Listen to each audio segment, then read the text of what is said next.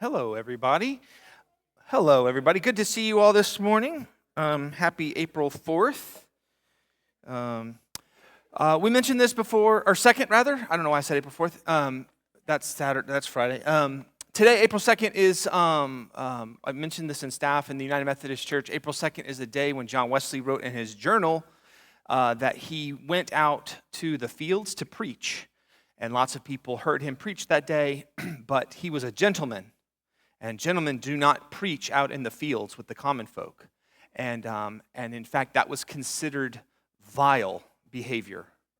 And so John Wesley, on this day, in whatever year, he wrote in his journal that he committed to be more vile. And so today, in the Wesleyan kind of history, they call this More Vile Day. And it's not intended to be like, it's not supposed to be like offensive or whatever, but to be willing to be a little scandalous, kind of put yourself out there in a way that others might think are vile, for the sake of Christ, or as it's been said, to be a fool for Christ. Yeah, what's up?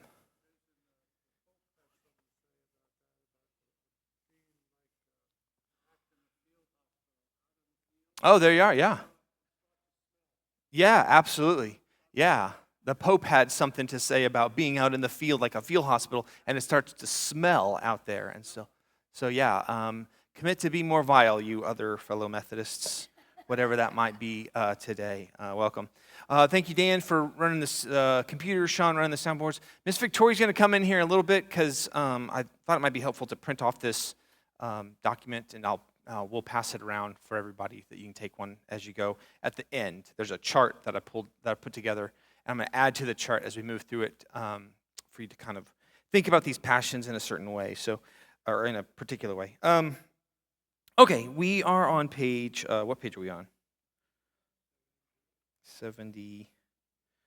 We'll bottom of 73. We'll kind of pick up just at the last bit of the passion of sadness, depression, and then we'll move into anger. And then to a CD of vainglory, pride, and the like. So that's where we're at today. We'll conclude this chapter today and look to the last chapter of prayer and the subsequent weeks. And I don't know if we'll take a week for the conclusion or not. I don't really know. It might just be prayer all the way through as we get through it, through the rest of the weeks. By the time we get to Holy Week, we need to be done with this time. Because Holy Week is its own thing. I want to honor that. So, anything else for the good of the cause today? Great. I'll pray, and then again, I'll open the floor for if there's anything hanging chads from last week or things that kind of caught your attention, either in previous conversations or in your own readings or just in your own kind of prayer thinking about these passions that you want to elevate and bring up to make sure that we cover or that we touch on as we move through the rest of this chapter. So we pray, gracious and loving God, we give thanks for this rain that falls upon the earth and restores us and renews and refreshes. And so might the rain of your Spirit fall upon our hearts to restore and renew our spirits also, so they may turn to you and to our neighbor. And so for this day in the history of Methodism, we commit ourselves to you, O God, to be more vile in the name of Christ, to be proclaimers of good news, to be fools in your name, so that love may abound. It is in the name of the one we call Christ, we pray. Amen. Anything from previous conversation or anything that you read that you want to elevate, and I'll do my best to make note of that, and we'll make sure that we cover it or respond before we get underway. Yeah, could we call the vile getting into some good trouble, right? Yeah, that's a nice cross-reference there, right, with John Lewis and John Wesley. If you're named John, maybe you're good with some turns of phrases there. Yeah. Anything else? Yeah, Neil. Under avarice.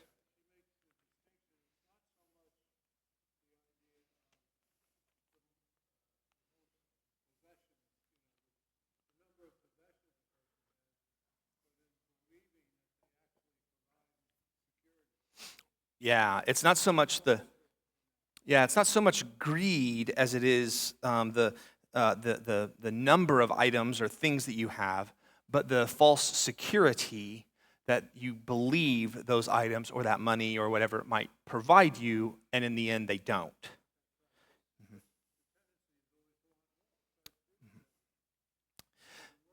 Yeah, there's this tendency to want more, right? And the more, the better.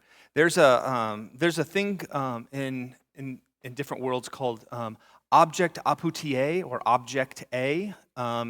There's a subtle difference. There's this other thing called dusting, which I won't get into all of that today. But object A is something that you might think of like a dream. A dream. Whenever I dream, and I've used this example before, whenever I dream of a hamburger, right, that hamburger has every characteristic of the perfect hamburger, right? However you dream it, it is perfect in every way, except for one way. And what way is the dreamt hamburger imperfect? What characteristic does the perfect dream hamburger lack? Existence, right? It has every characteristics of perfection except existence, right?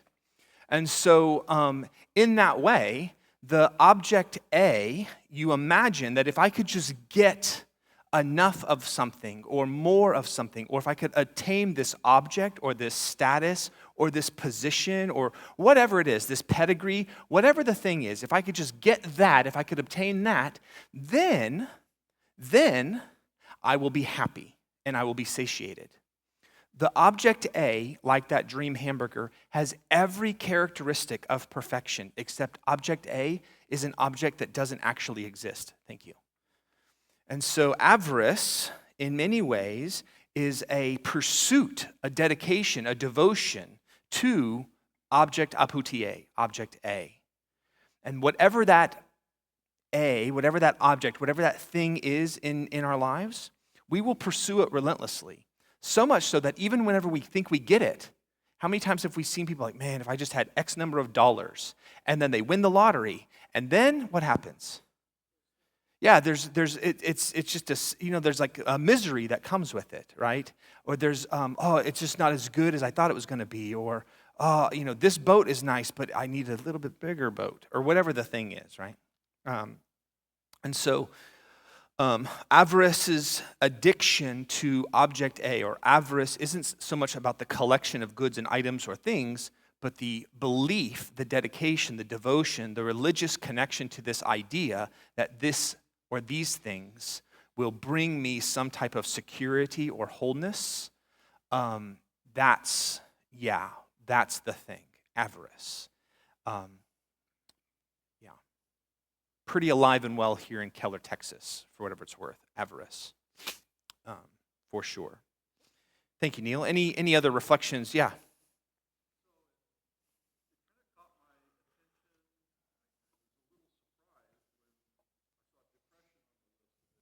Right. Surprised when you saw depression on the list. Mm-hmm.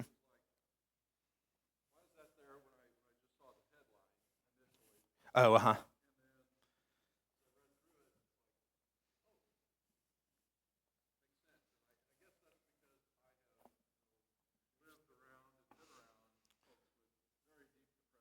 Right. Right.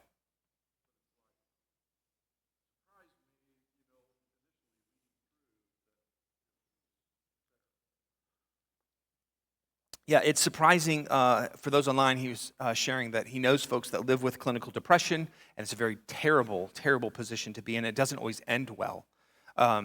It can be obviously be treated and addressed, but sometimes it does end very, very tragically. And so to see depression under passions, it's a little disconcerting at the time. So just as a reminder, and I know that we know this, but just as a reminder, there's a language gap here. There's the ways that these words are being used in a very technical sense, so we're not talking about clinical depression, right? Although that's its own thing.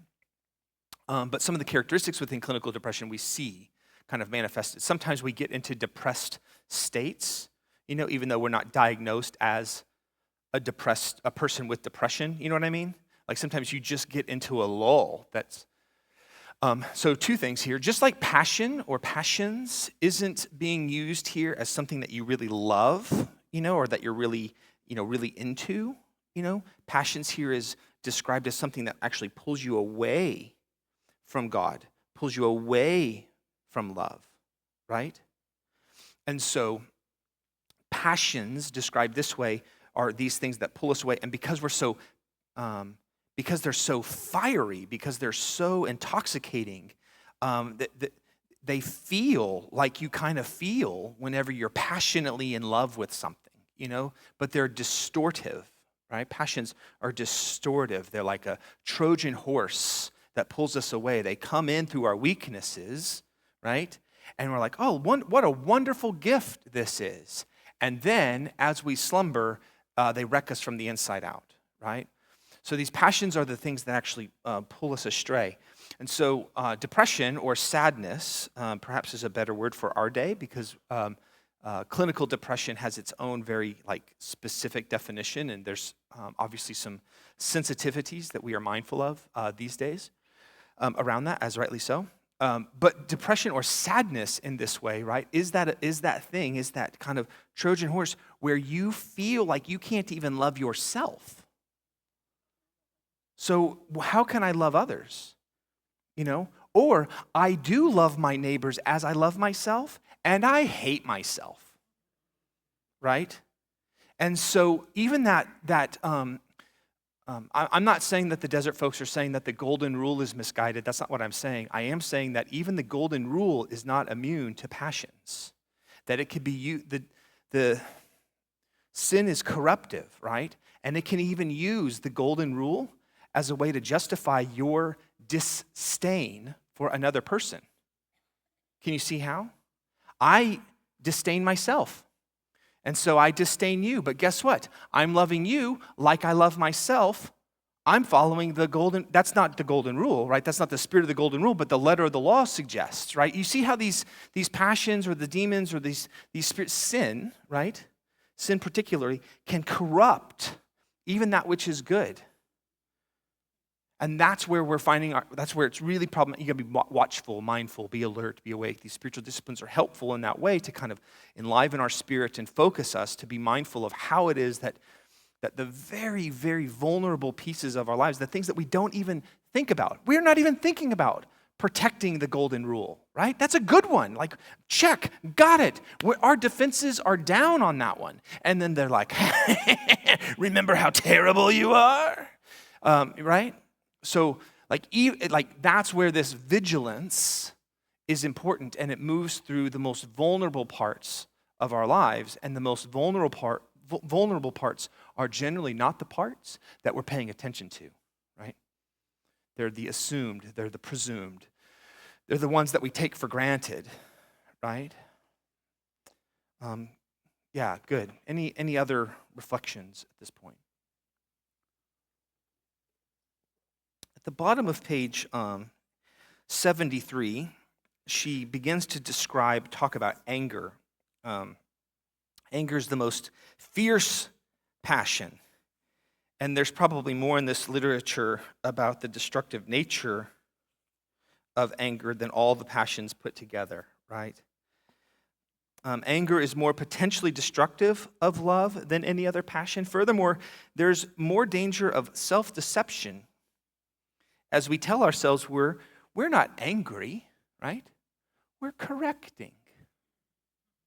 We're correcting others for their own good. But as Pullman says, instructing one's neighbor is for the person who is whole and without passions. For what is the use of building a house of another while destroying one's own? So this idea of anger, of this fierce passion that is self-deceptive, I do not know how to wield righteous anger. I am confident that some people know how to do that. I tend to wield what I would call self-righteous anger, right? And I deceive myself thinking that my cause is righteous and just, right? But most of the time, for me, it's generally, I am angry that I don't have control in this situation, or that I feel like something is being, that I or my views or my values or my understanding is being ignored or disabused, right? I get angry on behalf of others, and rather than rallying to their side, I pick up swords to go defeat the enemy. You know, like anger is really, really self-deceptive for me. And I know that different ages and stages of human development, particularly here in the West, have their own types of physical and emotional and psychological kind of crises. And I'm not escalating one of those above another, but I am suggesting, I will say, that our young boys are told and enculturated that you are allowed very, very limited range of emotional expression. You can be glad, you can be sad, and you can be mad. And that's kind of about it, right? And so when you experience the cacophony of life's experience, right, the breadth of experience, and you have to channel all of that through those three things, anger is really, really accessible because it's really animated, right?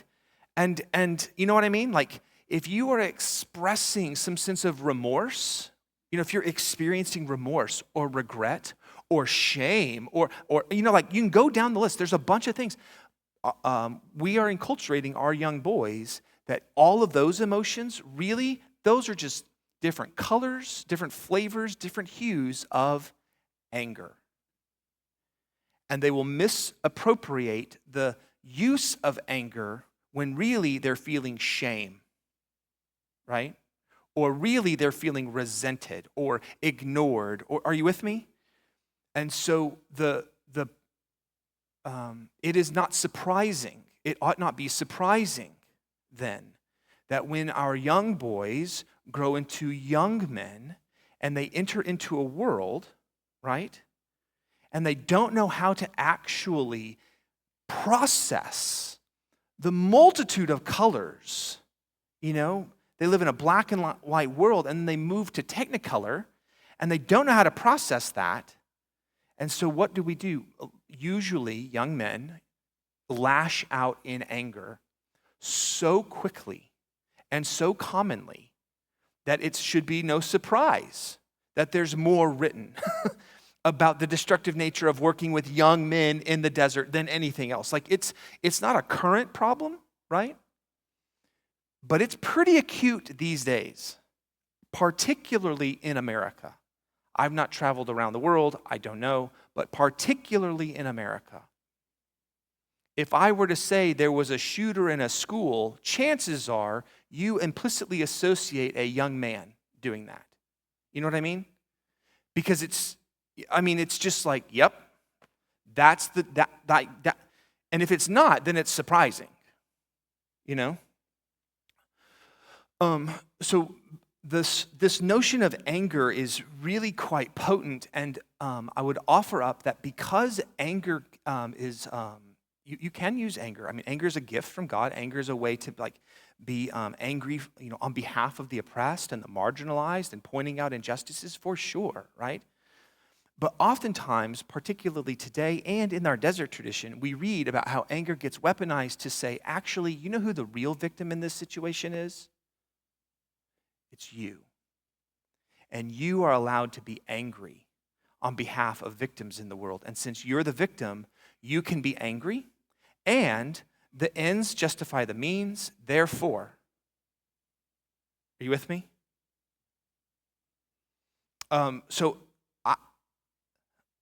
There's a Frederick Buechner. I don't know if anybody's read much of Frederick Buechner. He's I wouldn't say he's a theologian by academic standards, but he writes really beautifully in theological ways without actually coming across as theological. Godric was a book that he wrote. He's written so many. He's a nonfiction writer.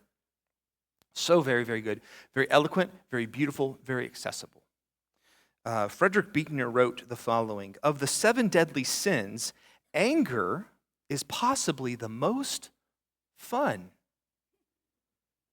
to lick your wounds, to smack your lips over grievances long past, to roll over your tongue the prospect of bitter confrontations still to come, to savor to the last toothsome morsel both the pain you are given and the pain you are giving back. In many ways, it is a feast for a king. Has anybody ever felt this?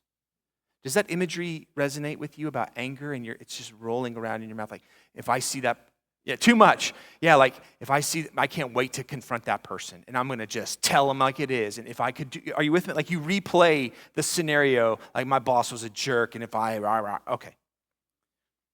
Buechner goes on to say, the chief drawback, in many ways, it is a feast fit for a king. The chief drawback is that what you're wolfing down is yourself. The skeleton at the feast is you. This is the self-deception that comes with anger. You think you are deluded. You see through a glass dimly. You think that you are executing God's justice and righteousness. And more often than not, because we are not trained to handle anger, we have anger management. That's about all we do, right? We can manage anger, but we've never learned to. Has anybody ever taken an anger befriendment class? You know what I mean? Like, anger is something that's like a sword. Like, I say that for my own self, anger is like a lightsaber. Like, if I wield it, I'm cutting my own leg off. Like, it's so potent and so powerful.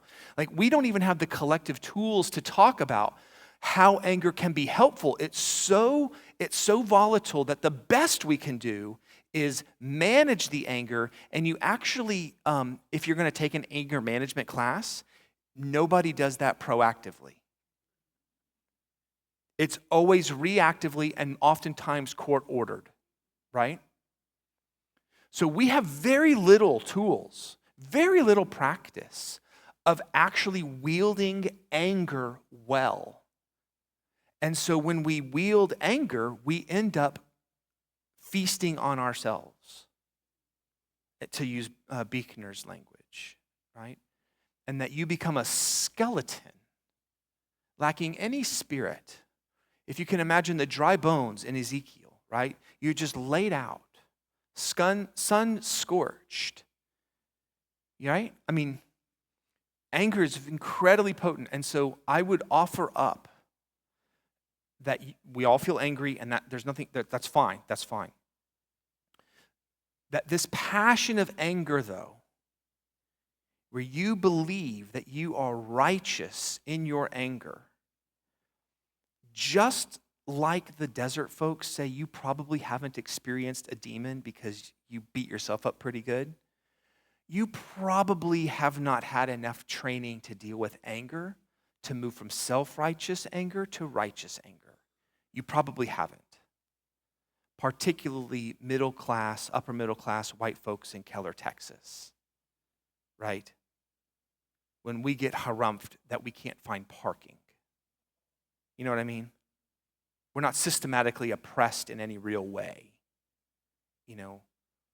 So we just don't have a lot of experience with wielding anger well. So I would really caution us in this room, and most of us online, I would imagine, to be mindful of anger specifically and its potency and its self-deceptive nature.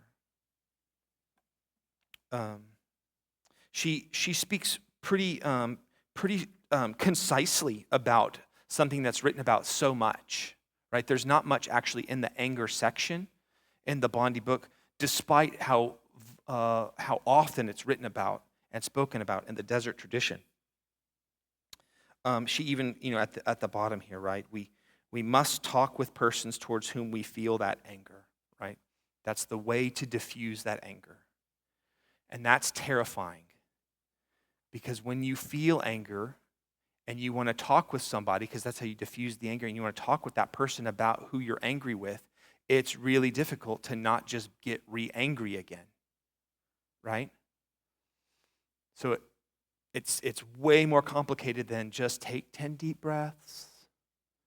You you're not gonna therapy yourself out of this passion of anger. As much as we have therapy culture, and I'm a big fan of therapy, and I think everybody should do it, you are not going to be able to therapize your way out of this potent passion of anger. Acedia, on the bottom of 74, sometimes it's called the noonday demon in the tradition, the noonday demon. You ever get, I think that the Spaniards have it right, that right around 2 o'clock in the afternoon, what do? Siesta, baby. Siesta. Because they figured out that from like 2 to 4, everybody's just kind of grumpy. Everybody's just tired. Everybody's a little, like, we're not at each other's throats. We're bored already. We're like, this is just like dead time in the day, you know? And so take a nap. Hell, throw a little party. You know? Because that's a tough time of the day. That feeling from 2 to 4, that's acedia. That dullness, that like, just, especially like 2 to 4 on a Friday, you know? Or every kid that's a senior in high school the last semester, like they're bored. They're not bored. They're not bored because there's lots going on the last semester of your senior year. They're not bored. They are experiencing extended acedia. You know? There's a dullness. There's a monotony. There's a pointlessness to all of this. Who cares? I'm already accepted into the school. Why do I have to do this test? This is stupid. This is dumb. And now you're using language that is all antithetical to loving language, right? Okay. Acedia is not, I'm sorry, the second sentence there. Sloth is not a really helpful, I don't think that sloth, I agree with her, I don't think that sloth is a very helpful interpretation of acedia because it does suggest a laziness. Acedia isn't a laziness. You can be very, very busy and still experience acedia. In fact, most people are very busy and experience acedia. Acedia is a restless boredom that makes ordinary tasks seem too dull to bear. So I was at a park not that long ago with my kid, and he was playing around. And there was a gentleman there who came to the park, and he had a pistol on his hip. He wasn't a police officer. It's Texas. You know, we live in Texas, and that's fine.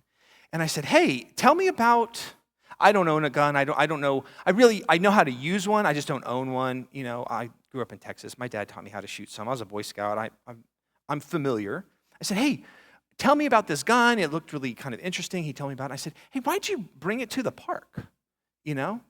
And this gentleman was sharing with me about how concerned he is about essentially bad guys coming to do harm at the park or whatever. And what was really fascinating to me in this exchange was how animated he got when talking about this fictional, hypothetical bad guy that was going to come to the park. And I don't know how long we talked for, but the majority of our conversation was about this hypothetical scenario and what he would do and how he would do it and all the training that he's done to prepare for all of that, right? Now, I offer that as a really nice, this isn't a critique of him because everybody else does this when they go to the park with their kids and they pull out their cell phone, you know? Most of life is boring. Most of life is boring. You're doing the dishes. You know what I mean? Like, most of life is dull. And so acedia then is like that whisper to you that says, wouldn't it be nice if there was just a little rush of zhoosh in this boring, dull task, right? Not to be vile, but if you will, or to be disgusting, but the joke that dads go to the restroom and spend 45 minutes on the commode, right? Because they have their cell phone and they're playing all sorts of games, right? Because it's boring, it's dull to do that, right? It's the most basic of human functions. And some sort, but if you could like conquer a level, well, now it's something, you know? If I could go to the park, that's boring with my kid. I can't even go down the slide. I'm 42, I can't go down the slide. My kid doesn't really want to play with me. I can't keep up. I'm just going to stand here like a dolph for, I don't know what, I guess until they're tired, and kids never tire, you know? But I'm not there just to watch my kid. I'm there as a guard now. Are you with me? There's just a little bit of a zhuzh to that experience. It doesn't matter that it will never happen, but that's not the point, right? The object A, right? The fantasy is enough to be generative to take my kid to the park, right? That gentleman, I don't know this, but in this scenario, I'm projecting. Perhaps that gentleman is struggling with the acedia of life. It's kind of boring a lot of times, you know? And so we do a lot of things in our lives that honestly don't always make a lot of sense. And they're these fabricated stories that we make up, you know? But it's the fantasy that is generating some sort of energy to engage with the dullness of that thing. I grew up doing dishes after every meal. I didn't even know that we had a dishwasher in our house. I'm not joking. My brother and I, for years, after dinner, clear the plates. My mom would wash dishes. I would dry dishes. I'd hand them to my brother. He'd put them away. I was a sophomore in high school. We moved in there when I was a first grader. And one day, I am not joking, I said, Mom, what do we keep in this cabinet? And she said, what cabinet? And I pulled this. I was like, there's like places for like, I guess it's plates? I don't know what goes on these racks in this cabinet. My grandfather collected Depression glass, and we went to glass shows to sell Depression-era glass. So I thought, oh, well, maybe it looks like racks, like do we keep Pops' glasses in here? Like, what is this? She's like, no, that's a dishwasher. I said, what the hell is that? Like, what are you talking about? We have a dishwasher? What have we been doing? For 10 years?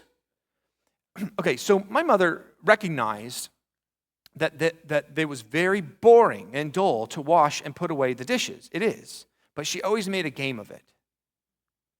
And in my memory, it was always a beautiful family time. My brother and I would screw with each other. I'd hand him a plate and pretend to drop it. He'd freak out, and then he'd do that to my mom, and we have all this laughter and silliness, right? Because it's very, very boring. But the gamification, right, of that boring experience was a way to address that acedia, right? She introduced celebrations, delight, happiness. This is how we could confront acedia, right? It wasn't just about giving thanks for family time. There was much more play involved. My brother gave me all sorts of crap because I had no idea what size container the leftovers should go in, and I always got like absurdly large containers for a scoop of mashed potatoes, you know, and he's like, you're an idiot. I got it, you know. So she goes on to say there's two sources of restlessness. I think that this is overly simplistic, and I know that I recognize what she's doing in her writings here to kind of essentialize this. The first is around, I don't disagree, but this exhaustion from too little sleep and not enough leisure. Right? If you don't have enough play, everything sucks. You know, if you don't have enough sleep, everything sucks. It doesn't matter what you're doing. You could be doing something cool and something fun, and it doesn't matter, it sucks because I'm tired, you know? Okay, the other, though, is we often try to, on the last paragraph of acedia section, it has a second cause. We often try to find meaning in life from things that do not give ultimate meaning. Work, marriage, friendships, hobbies, material possessions. Pullman's advice is, do not give your heart to that which does not satisfy the heart. While all of these things are good and important, they are not ultimate. Of course, we cannot find our deepest self within them. We're not made that way. Only God, finally, can satisfy our bored and restless hearts so that we're able to love. So why I bring that up is that I see this in marriages with some regularity. And that the dissolving of my dad, for instance, he had work friends. He had outside of work friends. He had his family. He had his mom and his dad. They lived in Missouri. He had his brothers and his sisters. He also had, he played soccer as a grown man, very, very poorly. But he had that. And he also had, his family. And then he had his spouse, right? He had these different groups. My mom, same thing. She had very similar social structures. She hosted Keno and Bunko and Uno and all games that end in O at our house with some frequency, right? She had all these things. Now, I'm not saying the demise of social gatherings or third spaces. What I'm saying is that my dad and my mom modeled for me a marriage where they did not expect their partner to be all relationships for them, right? My dad would not say my mom is his best friend. He wouldn't. He would not expect that from my mother, right? My dad loves my mom, loves her to death, and of course they are friends, of course. But they're obviously more than friends, right? But there are things that my mom could never do that a best friend of my dad can do. Are you with me? And so then to expect my lover, my spouse, the mother of my children, all of these expectations, and you're also my best friend, and this marriage is actually you completing me. It's so much put onto the other person that it's really oppressive. And I've discovered and found in just my limited period of time doing very limited post-wedding counseling of how much is heavily placed upon each partner by the other to be all of the relationships that they need in life. That's why we say it takes a village. It takes a village to raise a child. Well, as children of God, no matter your age, it takes a village to have all of those relational needs met, and we're putting them all on more and more on a singular person, which is why it's so important that you find Mr. Right, right? You know what I mean? It's so important. There's so much cultural pressure on it. I say that to say that within this acedia thing is that there's this that part of the source of acedia is this confusing and disintegrating of categorical requirements or expectations on people and in our own lives. So I would say that this is another source of acedia. When you expect multiple relational responsibilities from your spouse, if you happen to be married, or significant other, you are setting yourself up as a source of acedia because that person will not be able to provide all the things that you need, all the relational things that you need. They can't. They're human. And you can't either because you're human. And so there's the potential that there's going to be extramarital affairs, even though they are happy. It doesn't make any sense. Why would you throw all this away, right? Why would you jeopardize this? Well, in the lens of acedia, I'm not justifying this or legitimizing it or giving it permission, but within that lens, it makes sense, right? Because there's this restlessness within this one relationship that it has to contain the multitudes of all relationships, and it's unfulfilling. It doesn't meet all of those needs. And so, of course, I'll put a gun on my hip at a park. I will do a little thing. I'll be flirtatious at work. Or what? Are you with me? It's the way to address this acedia. It's not always around sexual pleasure at all. The relationships that I've had couples with, by and large, it's rarely about the sex. It's about this other type of intimacy and connection that this other person cannot provide because this other person is being asked to provide 9 different hats, relational hats, and it's impossible. It's impossible, right? So the collapsing of all those categories create conditions or sources of acedia. Another kind of collapsing of categories, we see this not just in marriages, but also in your work, in the job that you do. It used to be that we understood it was called work for a reason. It was work, right? And I'm not talking like physical labor. It's just like nobody thought, you know what? I can't wait to go to work to have my life's purpose fulfilled today. It's work. You know, some people sometimes found moments of fulfillment in the job that they did, right? But very few people, especially in the desert tradition, woke up and said, do you know what's going to give me purpose? Being a blacksmith. You know? Like, that's not where they found purpose, right? That sense of purpose, that's a type of pleasure.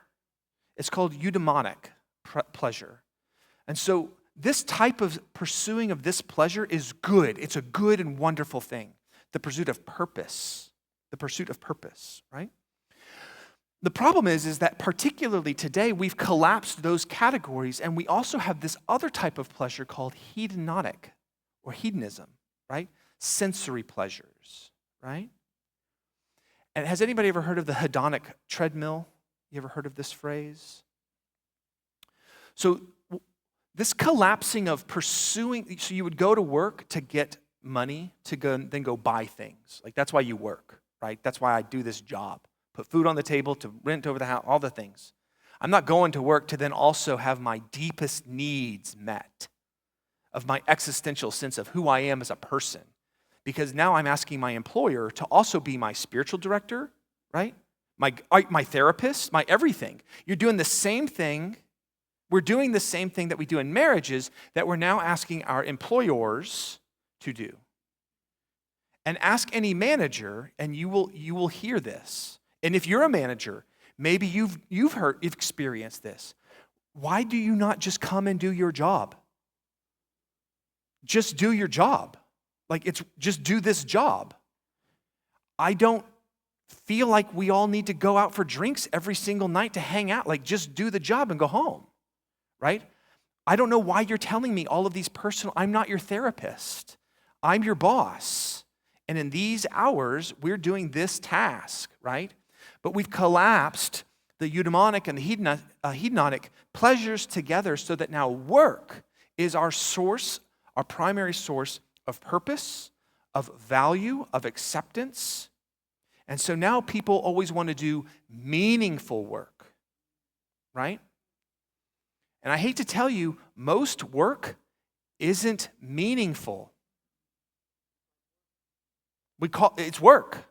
It's not always full of meaning. It's not. Sometimes it is, and that's wonderful. But most of the time it's not. And so the expectation that your employer would then provide you existential access to your life's purpose is like a lofty task that no employer can provide. You know? But whenever we're collapsing these categories of needs into a single person or a single source, we are setting ourselves up for experiencing of acedia. My employer doesn't get me, doesn't value me, doesn't understand me. I'm going to leave here and I'm going to go somewhere else. And I'm going to bounce around every 2 to 4 years, and I'm going to find my life's purpose. We set our kids up. What do you want to be when you grow up? Hell, they're 7. They don't know. If we all knew what we wanted to be when we were 7 and became that, we would all be ninjas and firefighters, Vainglory is the next one that she talks about. And this is when our actions are determined by our need to be liked or praised. On page 76, she talks about it lies, where's it at? Top of 76. It lies behind the notion, vainglory, lies behind the notion that whatever your skills, it's essentially yourself you're selling to others. And it's a difficult passion, particularly for those whose job it is to serve others or to work with others, right? It's easy to confuse being liked with having done a good job. Vainglory is probably at its root, is the root of a lot of burnout, as the desire for approval replaces goals of the vocation. Certainly an amount of self-deception and hence blindness stem from vainglory. So I could talk all day about vainglory, but this notion of doing things, again, this is a collapsing of things. We're doing things so that we might be liked, so that we might be appreciated, that we be valued. That's an endless pursuit, right? We know that people-pleasing is problematic. Vainglory is incredibly deceptively problematic for lots of things. I appreciated Bondi's work. At the top of 76, she said that women are trained to please as little girls, and many women suffer from it all their lives. To such an extent, they're not aware of any needs of their own, except to be approved or to be loved. This is one of the saddest sentences in the whole book, and it's very, very condemning of our current culture, right? That we're teaching and we're training our young girls that the best that they can do is to be approved.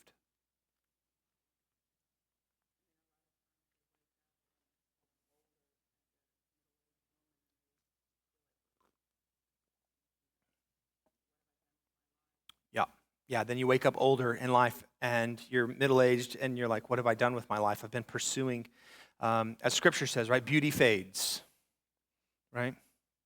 There's a young person in our church in their early 20s and had a little bit of a mental health shakeup because she's 20 years old, and she said, I'm no longer young, I'm no longer beautiful. And this is a 20-year-old. I mean, by all accounts, you are still ascending to your peak physical form at 20 years old, right? But this sense of the most important thing is that I am accepted and that I am loved, and I don't feel that unless I please you. That's a real abdication of our freedom to another, right? We are willing to choose the shackles of your approval than the liberation of our own agency, right?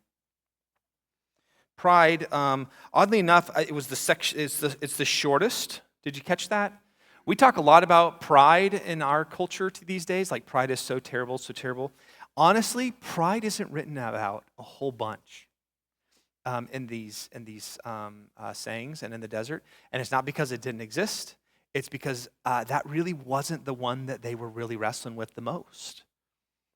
And so the fact that pride is so prominently discussed in our culture might say more about our culture than about its potency. But you'll notice that pride is the last passion that Avaricus talks about. It's the inverse of humility. It manifests itself as a devaluing of ourselves as we compare ourselves to those around us. In modern terms, it makes up an important part of envy. Its essential quality is not found in having too high of an opinion of oneself, so much as having too low of an opinion of everyone else, right? Perhaps in the desert, it's really hard to have a really high opinion of yourself whenever you're covered in fecal matter because you live in the desert and you don't have a lot of water and you stink, you know? Yeah, and everyone else around you is the same. You know, we all stink and we're all desert people, right? It's really hard to think that you're kind of the bee's knees out there, right? But that's not so much the case for our time, right? The keeping up of the Joneses is one way of like thinking that the Joneses have a bigger house, and so then I'm going to also get a bigger house or a bigger boat. But keeping up with the Joneses also means keeping up as in keeping ahead of the Joneses, right?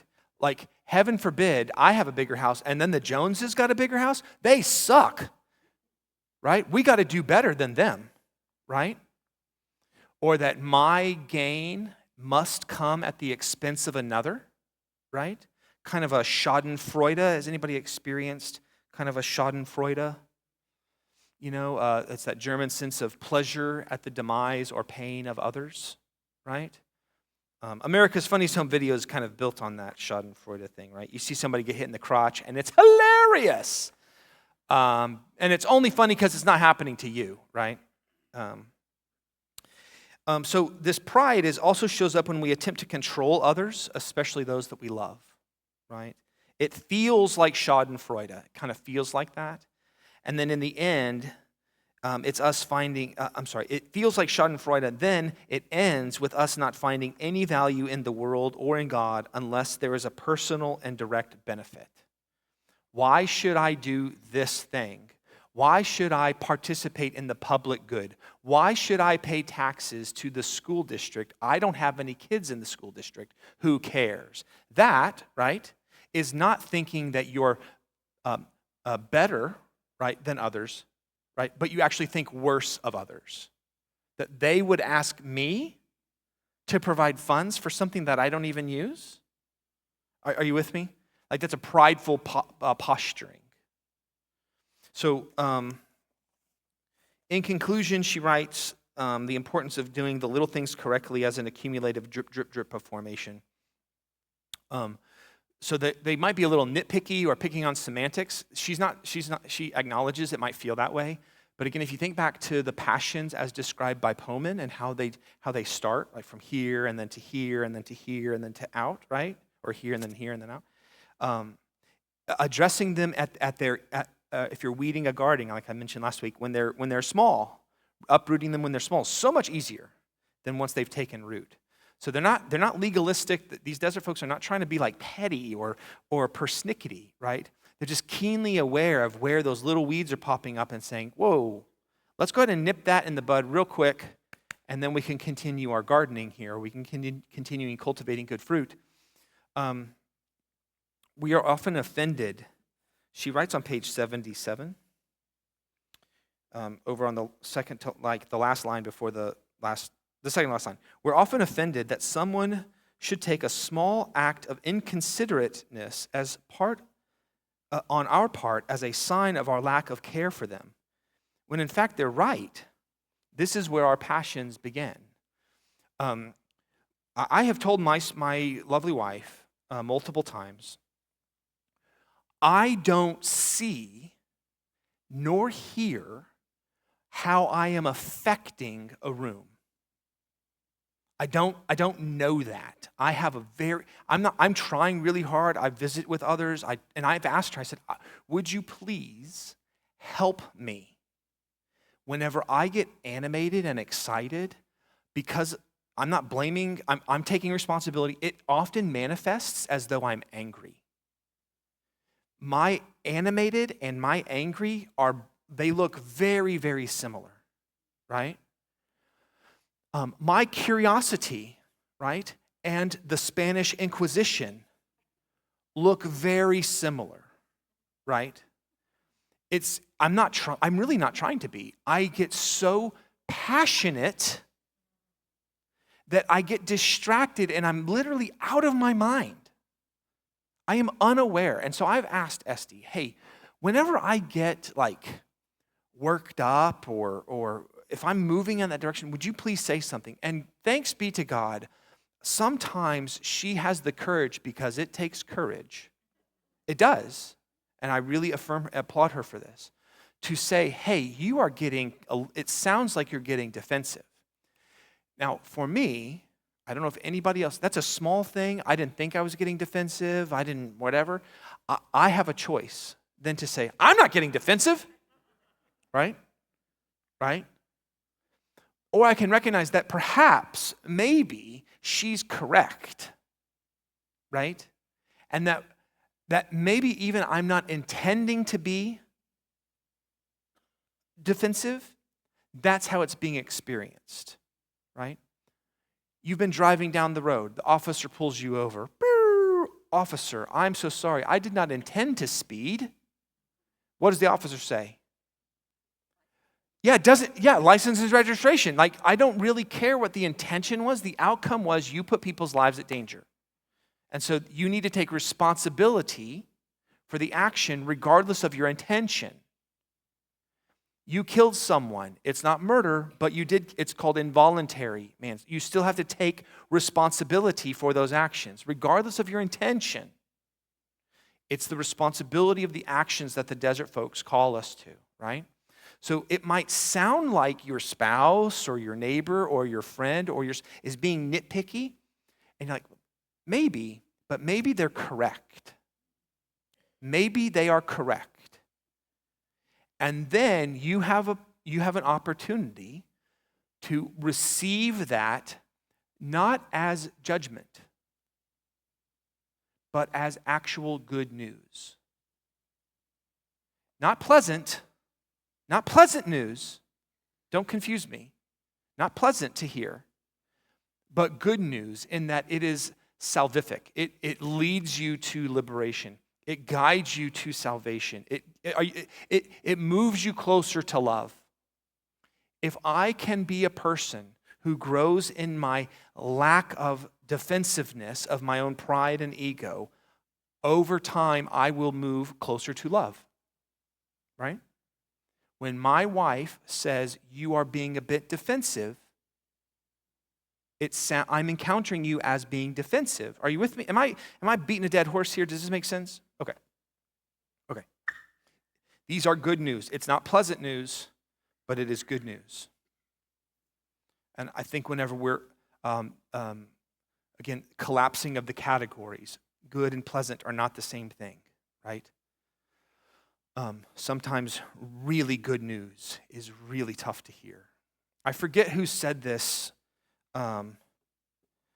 Good news is good news, but first it's really going to piss you off, right?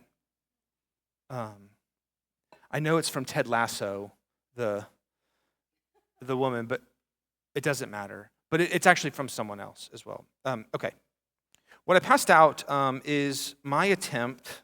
What I want to show you on this, you'll notice the conclusion here, and then also in the name of Jesus, Henry Nouwen argues that Jesus was tempted in these three ways. You can read that if you like. Now, this chart is just I put together Bondi's list that we went through, and then John Cassian has a similar list, but he orders them slightly differently and even has different names for some things and new additions, like unchastity, for instance. Then there's the 7 deadly sins that comes around much later.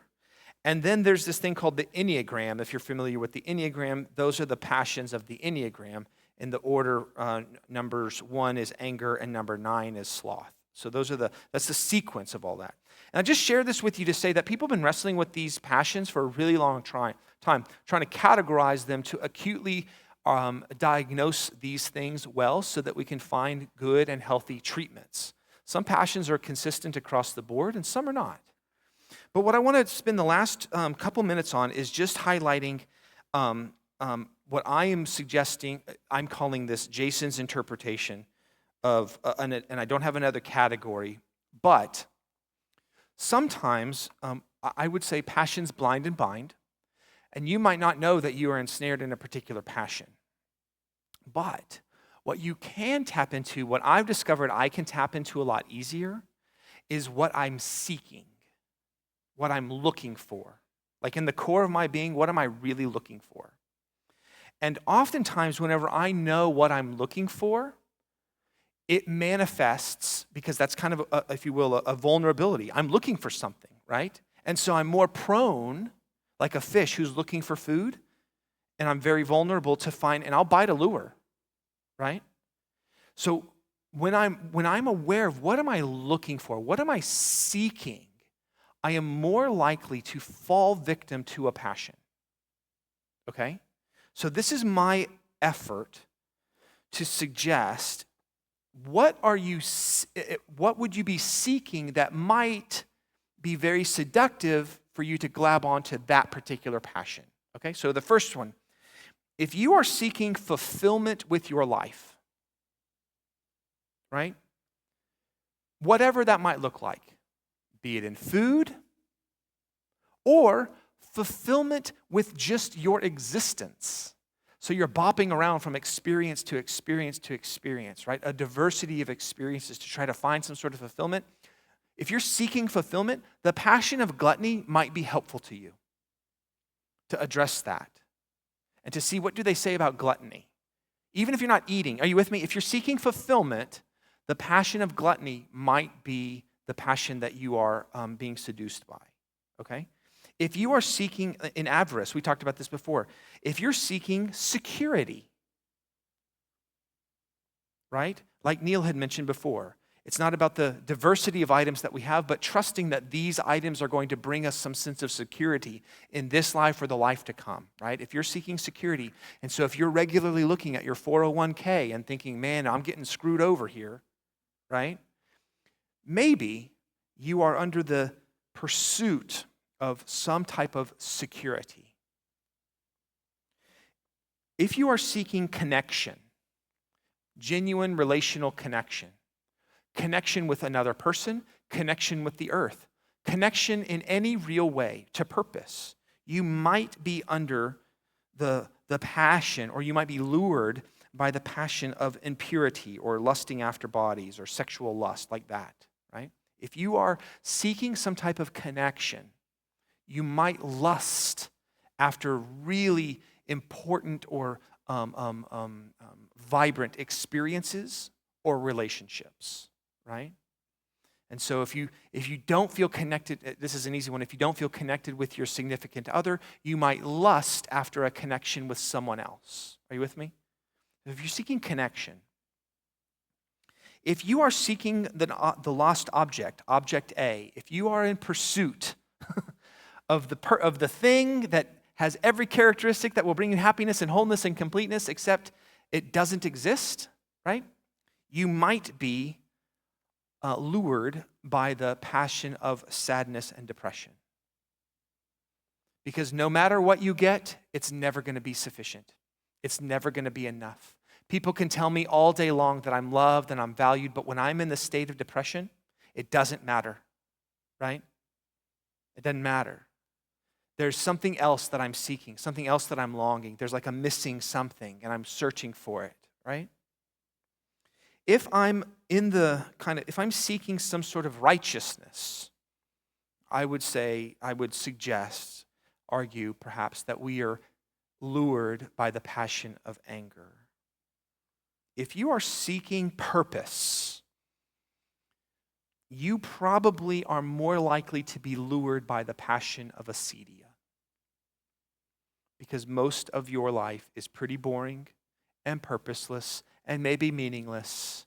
It's just all dull and boring. If you are a person who is seeking acceptance, right? Be it acceptance of yourself, acceptance of a group, acceptance of a fictional community that doesn't exist. There are websites now that you can go, and I forgot what it's called. I think it's called Famify, where I can go and make content, and AI bots will generate millions of followers for me. They are not real. And I know that. But if I'm a person who is seeking acceptance, seeing 1.2 million followers, and these chatbots are generating comments, that does something. It does something. It scratches an itch. I feel accepted. And finally, if you are seeking some sort of value or worthiness, you might be tempted or lured with the passion of pride.